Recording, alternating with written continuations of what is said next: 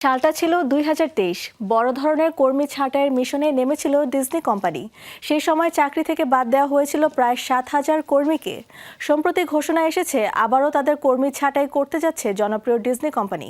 প্রতিষ্ঠানটি বিভিন্ন পদ বিলুপ্ত করার মাধ্যমে কমানো হবে এই কর্মী। এর আগে সনি পিকচার্স এন্টারটেইনমেন্টও কয়েকশো পদ কমানোর পরিকল্পনা নিশ্চিত করেছে। এর নেপথ্যে কি রয়েছে, কেনই বা এত কর্মী ছাঁটাই, বিস্তারিত প্রতিবেদনে।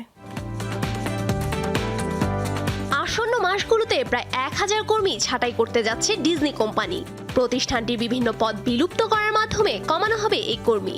জানা গেছে মূলত কোম্পানির মার্কেটিং বিভাগ থেকে বড় অংশে ছাঁটাই হতে পারে।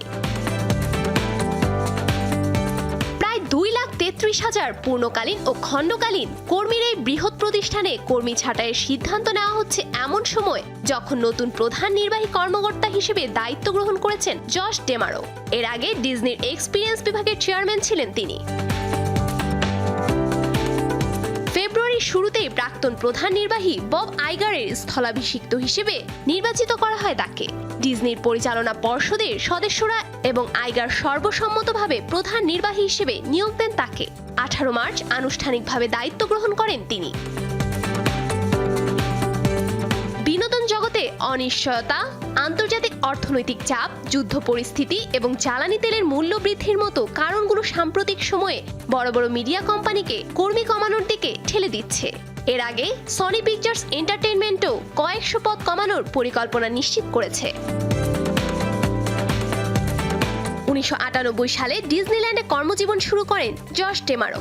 এরপর বিভিন্ন পদে দায়িত্ব পালন করেছেন তিনি, যার মধ্যে রয়েছে Disney consumer products global licensing বিভাগের প্রধান অর্থ কর্মকর্তা, ডিজনিল্যান্ড রিসোর্টের প্রেসিডেন্ট এবং ওয়াল্ট ডিজনি ওয়ার্ল্ড রিসোর্টের প্রেসিডেন্ট।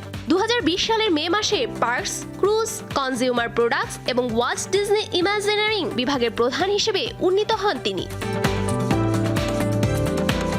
সবশেষে বলা যায় দ্য ওয়াল্ট ডিজনি কোম্পানি কর্মী ছাঁটাই করছে মূলত খরচ কমানো, স্ট্রিমিং ব্যবসার চাপ সামলানো এবং কোম্পানিকে আরো লাভজনক ও দক্ষ করার জন্য।